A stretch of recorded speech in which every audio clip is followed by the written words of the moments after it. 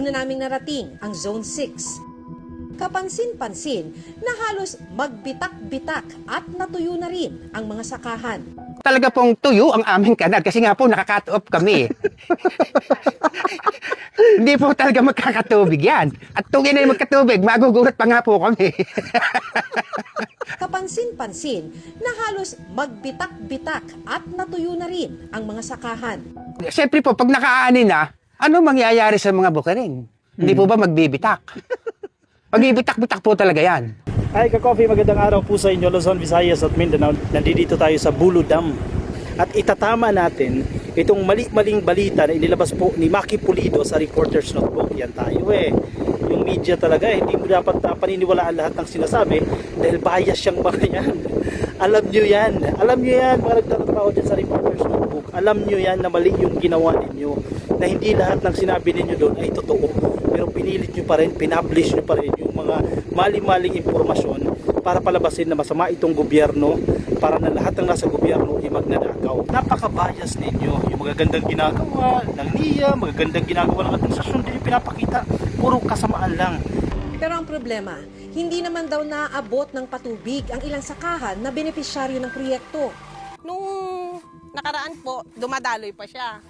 Totoo po yun, wala pong agos. Kasi nag-cut off na po ang aming patubigan ng March 20. Ano pa po ang makikita natin tubig? Ay nag-ani na lahat ang mga magsasaka. So kumbaga, hindi nyo kailangan ng tubig. Ay hindi na po, kasi nakaani na lahat eh. Hindi nyo na ito mapapakinabangan. Hindi po talaga pinakinabangan, Unabis. Wala po kami naging pakinabang dyan. Kasama natin ngayon si Ma'am Marife. Actually, nagbibingko to si Ma'am, tinawag natin. No? Kasi medyo bad rin yung report ni Maki Pulido na napaka-bias eh. Ito, siya mismo, taga dito mismo sa ground. No? At nararanasan niya kung anong klase po yung sitwasyon ng patubig dito sa San Miguel, dito po sa Bulacan. Ma'am Marife, kumusta po yung patubig dito sa inyo? Ay ayos naman po yung patubig namin. Sa kasalukuyan ho ngayon, mapapansin nyo yung dam namin, medyo kumunti na po yung tubig sa kadahilanan po na nagamit na ng farmers. Nakatapos na kami sa second crop. So kumbaga hindi issue yung yung supply ng patubig. Ay hindi patubig. po, hindi po. Sobra-sobra pa nga po yan eh. Ayan ka-coffee, kasama natin si Ma'am Belinda. Siya po ay isa sa mga opisyal ng Malibay Kalawakan Irrigators Association dito po sa San Miguel sa Bulacan. Ma'am, napanood ko yung Reporter's Notebook at sinasabi nila na wala daw pong dumadaloy na tubig dyan sa irrigation canal na yan. Totoo po ba yun? Ay, hindi po totoo yun. Hindi naman daw naaabot ng patubig ang ilang sakahan na benepisyaryo ng proyekto. Ay, hindi po totoo yun. So ibig sabihin, pinapakinabangan nyo po yung dam na yan? Opo. Malaking pakinabang po sa amin yung Bulo Dam na yan. Bakit parang pinapalabas po nila na palyado yan, walang tubig na lumalabas? Hindi po totoo kasi sa totoo lang mula nung itinayo itong Bulo Dam na to, mula nung nag-operate ito, talagang napakalaking pakinabang dito sa amin na mga taga Malibay, San Miguel, Bulacan. Sa isang taon ilang beses po kayo umaani? Dalawa po. Anong mga buwan po yan? First crop po kasi namin, nagtatanim kami ng June, kaya halos umaani kami ng last week ng October, first week ng November, tapos pag po magtatanim uli kami ng December, aani kami mga March at April. Alin po sa depende po kasi sa sitwasyon ng So ngayon ma'am, Magtatanim. April at May, kung saan nilabas po nila yung balita na yan, kailangan nyo ba ng tubig para sa sakahan ninyo o hindi? Hindi na po. Kasi halos karaniwan po dito sa magsasaka dito sa Malibay, nakaani na kami ng last week ng March, tapos first week po ng April kasi halos konti na lang po yun. Konti na lang yung aani ng ganong buwan. Okay ma'am, kasi si Maki Pulido, naghahanap siya ng tubig. Ayan, sa team ng Reporter's Notebook, wala ka talaga makikitang tubig dahil April tsaka May, tapos na yung anihan. Ayan, malinaw po yan ha. Isang issue pa ma'am, yung madumi daw po na irrigation canal. Kanino po ba responsibilidad yung paglilinis doon sa mga kanal? Kasi po nagkaroon kami ng parang sa bylaws po kasi namin, nag-implement kami ng tapat mo, linis mo. Kaya po, kung halimbawa ang area mo, tapat mo, ikaw po yung may responsibilidad na maglinis nun. So hindi na po sa NIA? Hindi na po, Hindi na po. Sa mga na po yun, mga IA na po yun. Dito po sa amin, isa po siguro sa masasabi ko na tungkol po sa Bulo Dam, isang malaking tulong po ang naibigay sa amin ng NIA dyan sa project nila na Bulo Dam. Kasi po dati, halos umaani kami rito ng minsan lang sa isang taon. Wala po kaming second crop. So, kumbaga isang beses lang sa isang taon. Ngayon po, nung mabuo po yung Bulo Dam at nagtuloy-tuloy na po yung agos sa aming sa kanilang mga kanal, sa aming mga bukirin, 2 ani na po kami ngayon, may sobra pa. Ngayon, yung pong nabanggit ninyo na yung talungan ng isang naming mga ka-farmers dito na hindi natutubigan, hindi nga po matutubigan. Kasi dapat gumawa siya doon sa napagkasundoan namin na air canal mula sa lateral papunta doon sa kanyang halamanan. So, kumbaga, kailangan niya rin gumastos. Kasi negosyo niya yun eh. Kanal lang po yan. Kumbaga saan dito po sa amin, kahit palapalahin lang yan, magkaroon lang maliit na kaprason lang ng tubig, diretso na po doon yun. Oo, yun naman pala. Magkailangan pag humantong sa ganitong At sitwasyon. saka ako po, panawagan ko lang mga kakopis, ating mga ibang mga reporters, pilitin po sana natin na huwag puro yung mga sinasabi na negative lang binabalita.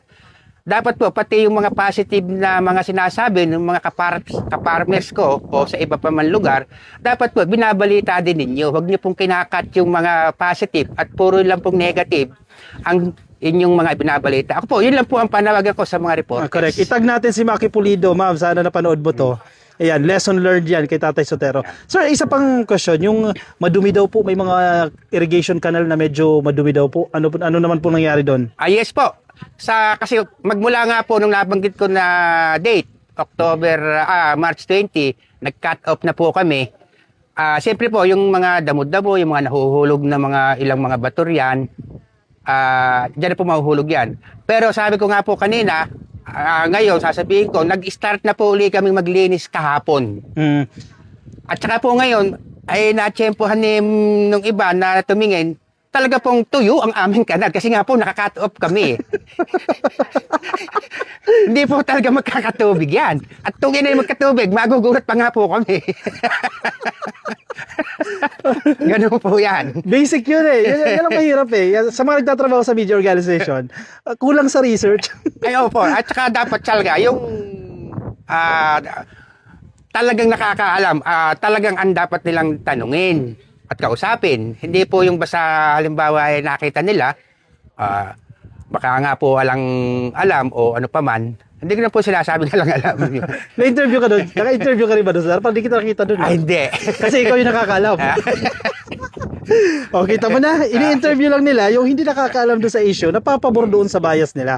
Gawain niya ng mga media organizations, hindi naman lahat. Pero sa kaso na to, ginawa yan ng Reporter's Notebook.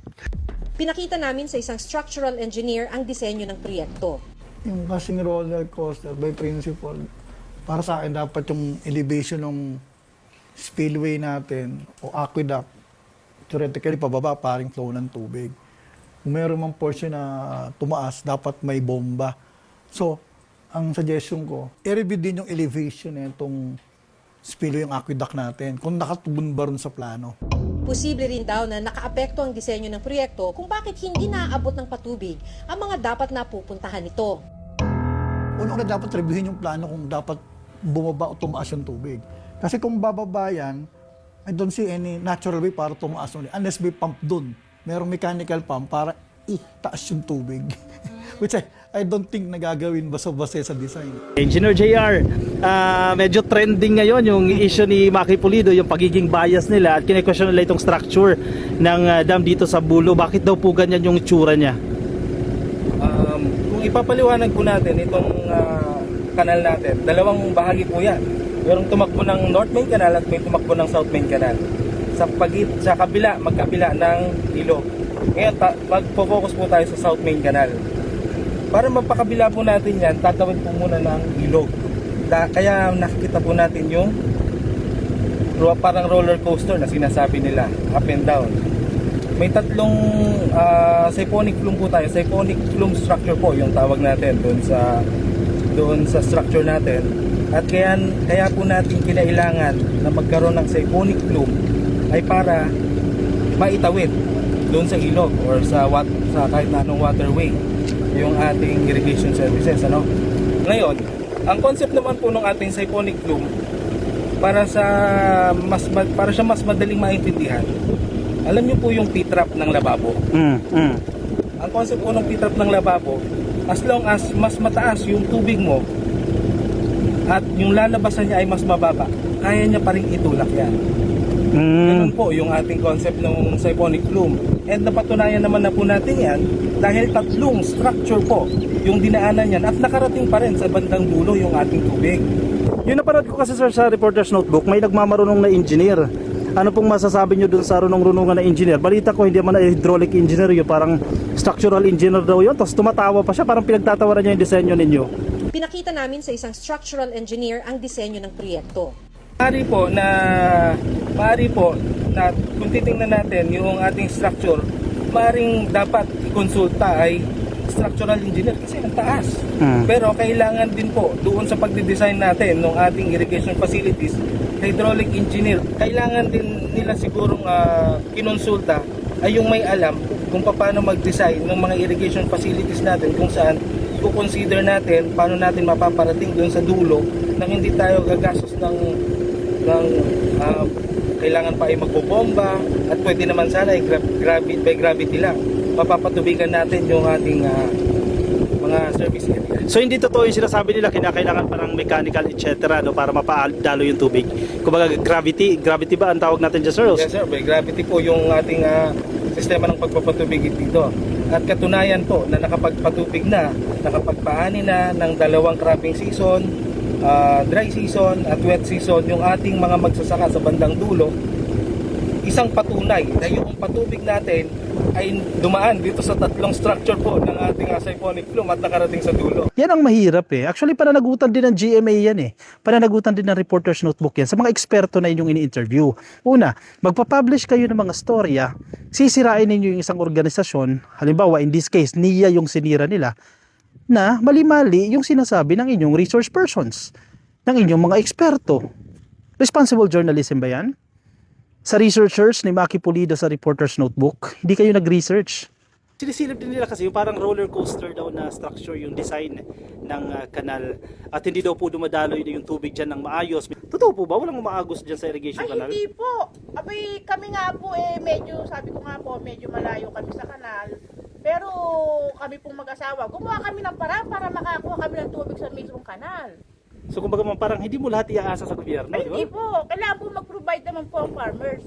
Kaya na nga po ibinigay na sa inyo yung biyaya. Siyempre naman po kami, para kami makakuha ng biyaya na yon, gagawa lang po kami ng paraan para po kami magkaroon po ng patubig. Ito pong mga dam na to, malaking bagay sa mga magsasaka. Ay, napakalaki. At hindi lang naman po yan trabaho ng NIA, trabaho din po ng mga magsasaka. Kumbaga partner po kayo dyan ma'am, di ba? Ano po yung panawagan ninyo sa mga kapwa po ninyo miyembro ng Irrigators Association? Ako po ay nananawagan sa mga kasamahan ko sa Malibay Kalawakan Irrigators Association. Ano man po yung mga responsibilidad natin na dapat nating gampanan bilang isang member, tugunan po natin nang sa ganun po maiwasan natin yung mga haka-haka o mga bali-balita na pinababayaan o napabayaan tayo ng NIA. Yun po ay hindi totoo dahil alam naman po ninyo kung gaano tayo sinusuportahan ng NIA, kaya sana po suklian po natin ang kabutihan yung mga ginagawa nila at ang hinihiling lang naman po nila sa atin ay yung tumulong tayo sa paglilinis po. Sa mga kasamahan ko, itong ating dam, abay, biyaya na sa atin yan ng gobyerno. Sana panatiliin nating malinis para yung tubig tuloy-tuloy ang agos sa ating mga tanimang palay, gulay. Sa akin naman po mga kasamahan, alam naman po nila na kami, meron na po kaming nakatakda, nakarapin calendar dito po sa papasok na tag-ulan. Yan po, depende pa rin po sa magiging laman ng aming dam, more or less, doon po sa date na yon. At saka, inuulit ko lang po, yung mga panawagan ko po sa media, positive o negative, dapat po ipakita natin. Correct. Kausap namin mismo yung mga magsasaka dito, even yung mga kakilala nang na-interview ninyo. Ang sabi sa amin, iba yung tanong ninyo, sinagot nila yung tanong ninyo. Pero nang lumabas na sa inyong storya, ginamit nyo yung sagot sa ibang konteksto. Example tayo ha. May tanong daw po yung inyong researcher, hindi ko alam kung si Maki Pulido yung researcher yung nagtanong. Ang tanong, ano po yung mare-request ninyo sa NIA? Positive, di ba? So itong taong in-interview nyo, sige, pagkakataon ko na makapagbigay ko ng request, nagbigay siya ng request. Tapos, yung pinalabas na ninyo, as if naglareklamo yung taong tinanong ninyo. Pinasama nyo yung tao. Ngayon, binabas yung tao dahil parang lumalabas, ungrateful siya, ingrata siya. Kasalanan ninyo yan. Responsible journalism pa rin ba yan? Ayusin nyo rin yung trabaho nyo. Hindi, alam natin, kumikita kayo dyan kasi trabaho nyo yan eh. Pinapasahuran kayo. Political economy of media, i-review nyo yan. Punta kayo ng UP, i-review nyo yan. Yung 5 filters, i-review ninyo. Huwag ganun. Kasi pinagkakatiwalaan kayo sa maling paraan ng ginagawa ninyo. Sisirain ninyo yung organisasyon. Yes, may korupsyon. Hindi mo mawawala yung korupsyon. Kahit sa barangay, may korupsyon eh. Pero, maging patas kayo sa pagbabalita ninyo. Di ba? O siya, sige, komento po ang inyong opinion, reaction dyan sa comment section na dyan sa baba, no? Para mabasa po ng iba natin mga ka-coffee na sa Facebook. Please like and follow, YouTube, subscribe. I'll see you in my next video. Bye-bye.